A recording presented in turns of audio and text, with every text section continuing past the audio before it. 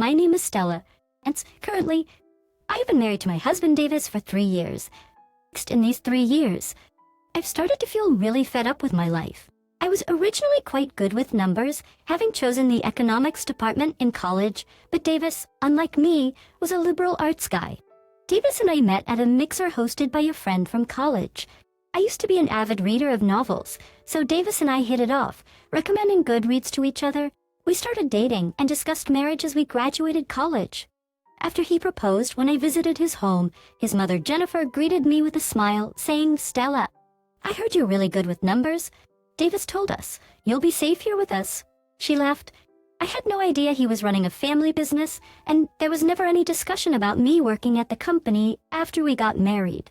But on the contrary, I was keen on working at my current job, having worked hard to get it. I didn't understand why suddenly I had to leave my job to join Davis's family business. Now my father-in-law has been presiding as the president of the company, but he mentioned that he plans to leave everything to Davis in a few years. Honestly, I became very worried because Davis, who had never really dealt with accounting and didn't understand the first thing about it, was expected to run the business. Yet both he and his father kept saying, "It'll be fine, it'll be fine." I was congratulated by many, and my parents even told me, "If you miss this opportunity, you won't be able to get married." So I let myself go with the flow and got married. Honestly, I started to worry whether it was all right to continue marrying Davis in this manner. I should have probably ignored what others were saying and followed my heart. Then I wouldn't have to endure this miserable experience. I definitely think that those who were pressuring me to get married soon weren't really considering my happiness at all. They probably just wanted to boast to others about how they pushed me to marry, inviting them to the wedding and bragging I was the one who nudged her to get married. Not a single person thought about what would happen to me in the future due to Davis and my in-laws. Because of this, I've ended up in a hellish situation. It was around the time Davis and I had been married for a year when he said, "Lately, Dad's been having back troubles, so I really want you to help out with my company seriously." It was around the time I had just about hit 30, having run away from marriage because I enjoyed my current job, that we got married. I think we discussed this when we were getting married. I want to continue my current job. If I can't continue, I can't consider marrying you, I told him.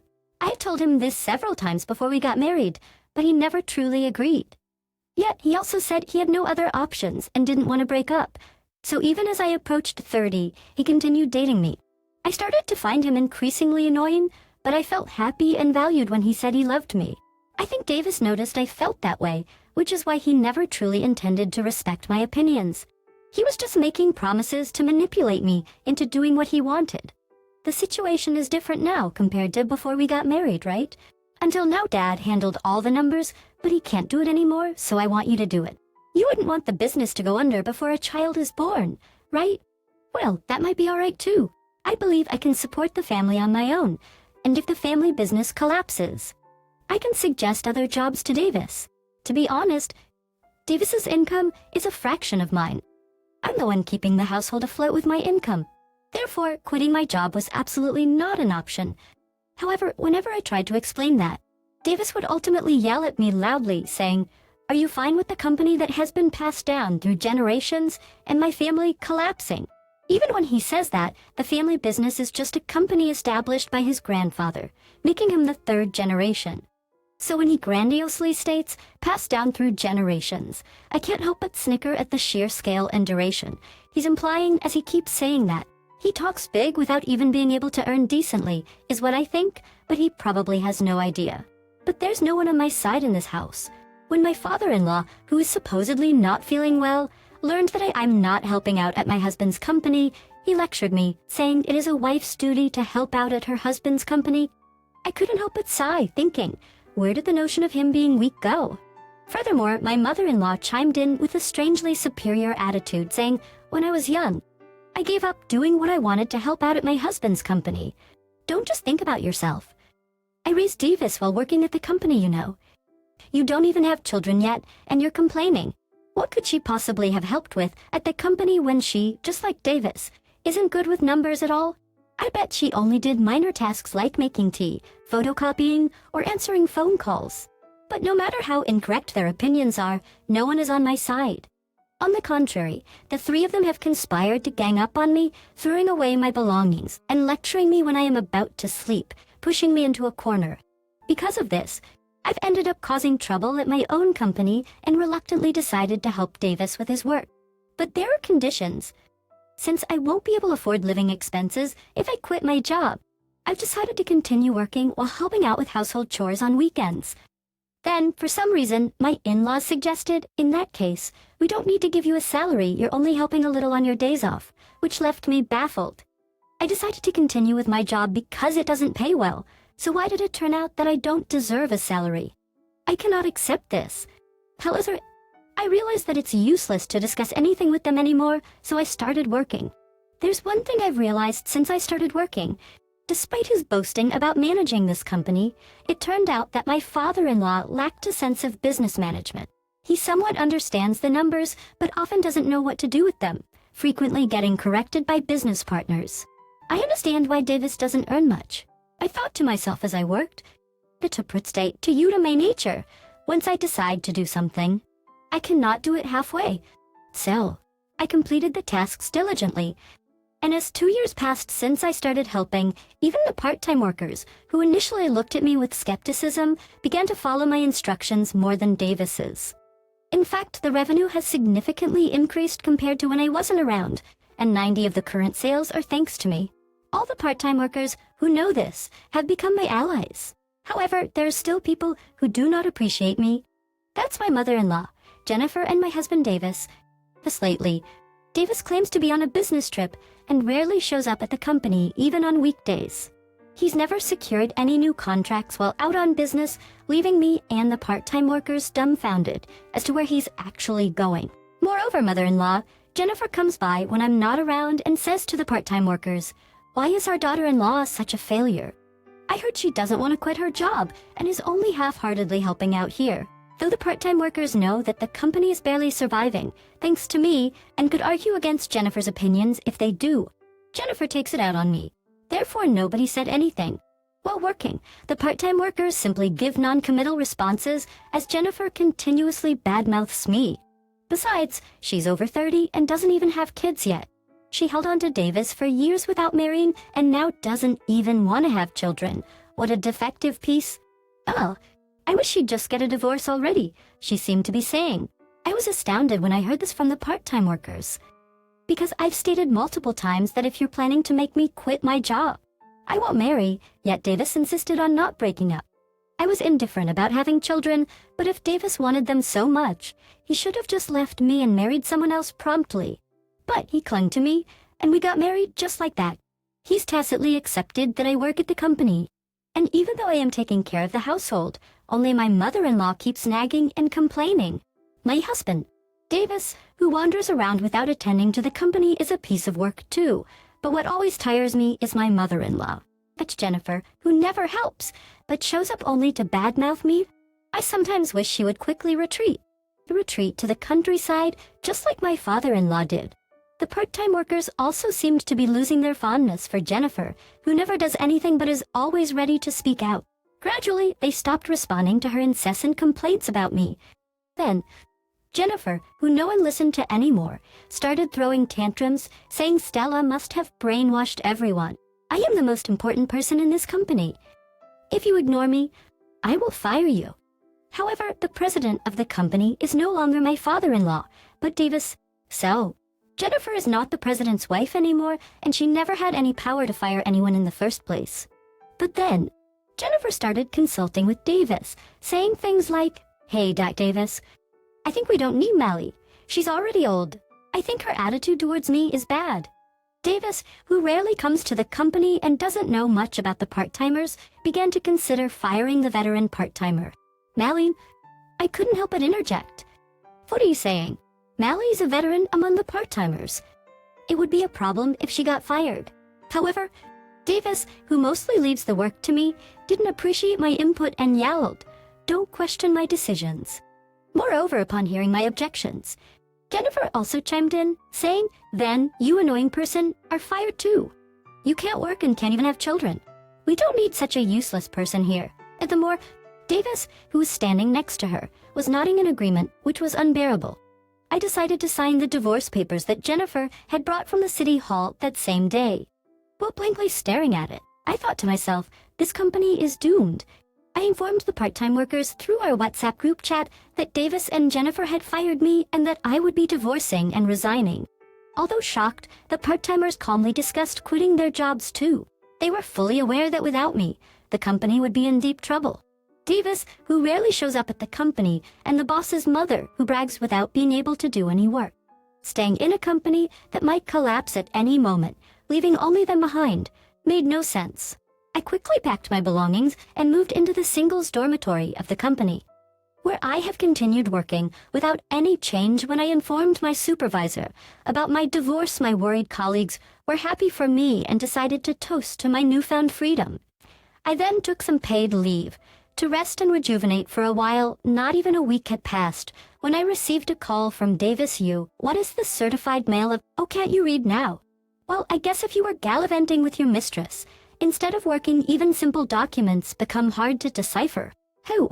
How do you know about N? And was a college girl who Davis met almost daily, lying that he was on a business trip and was aware that Davis was married to me but continued the affair with him. So I demanded compensation from her as well this time.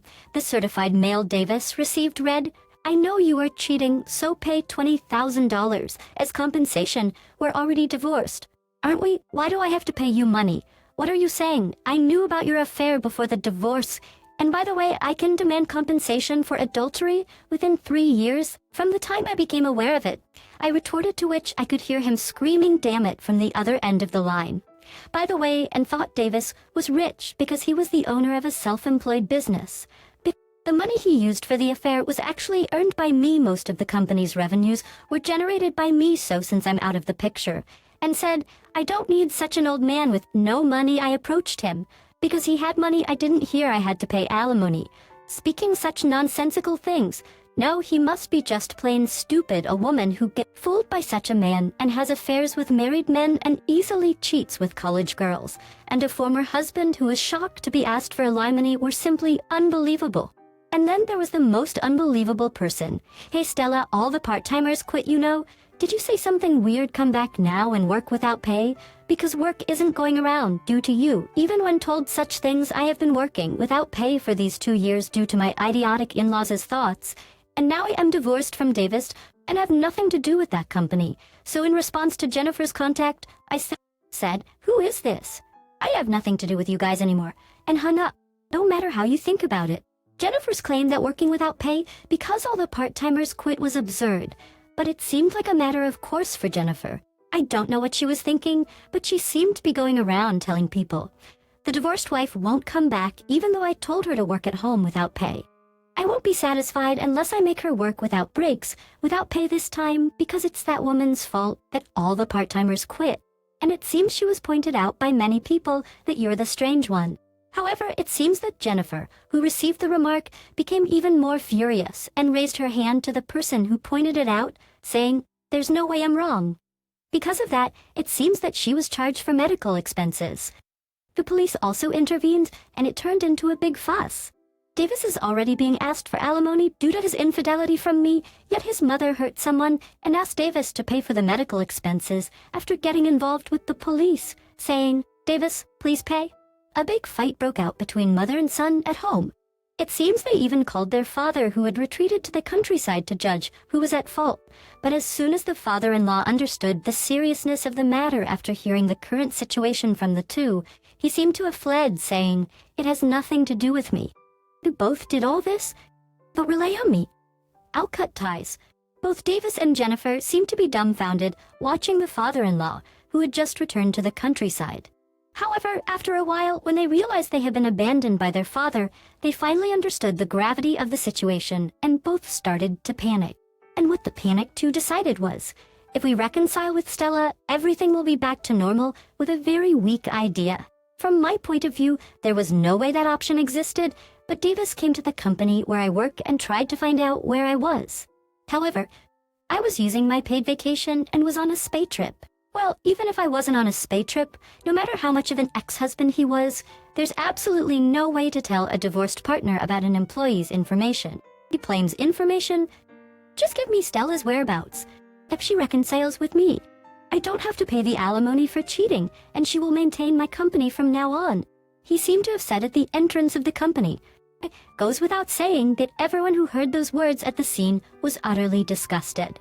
Then my boss, who was at the scene, and colleagues who were worried about me confronted Davis and firmly told him, "Who do you think you are? You left the company to Stella while you were indulging in affairs every day. Stella is too good for someone like you. Rather, what benefit does Stella have in reconciling with you? You have no money, you cheat, your attitude is big, and you have no gratitude. If you ask 100 people, all 100 would say it's impossible to reconcile with such a man." Meanwhile, Jennifer was visiting the homes of the part-timers who had quit the company, asking why they had resigned. It seems Jennifer wanted to extract a testimony from me saying that I encouraged others to quit by saying, "Let's all quit together." But no matter who she asked, they responded, "If Stella leaves, that company will surely go down the drain. You and your son can't manage. Everyone knows that. It's natural for everyone to want to quit before being manipulated by your incapable hands, right?" I couldn't help but chuckle, thinking that's probably true. No matter how you look at it, Davis and Jennifer don't have any popularity. No one would return to that company even if those two said, "Come back to our company." In fact, when Davis, who finally started doing his job properly, called the clients to inform them that he had let me go, most of them refused to continue doing business, saying, "Oh, if Stella is not there, we don't want to continue the trade." There was only one place that agreed to continue the business, but even then, the deal was at a much lower price and far less profitable than before. In such a state, they couldn't continue running the business, and eventually, Davis's company went under. Even though they couldn't bring me back to the company and the son ended up ruining the company, Jennifer was still going around telling people, "My son wanted to reconcile, but since she didn't come back, the company went under. It's all the daughter-in-law's fault." But apparently, she had been reported to the police for raising her hand against someone recently, and nobody wanted to approach her or listen to her ranting in the middle of the residential area because of such repeated incidents. I heard that Jennifer's become reluctant to leave her house, worried about the neighbors' views. Well, it's their just desserts. As for Davis, he had to sell his parents' house to somehow raise money as there were claims for compensation, but now he has to earn living expenses for himself and his mother, so he seems to be looking for a job. However, he, who's never worked seriously before, is unlikely to find a job that pays well immediately and seems to be working while having big arguments with his mother almost every day, panting heavily. As for me, I've been entrusted with significant tasks and am now enjoying fulfilling days. Thank you for watching the video all the way to the end. If you resonated with the content, please leave a positive rating and a comment,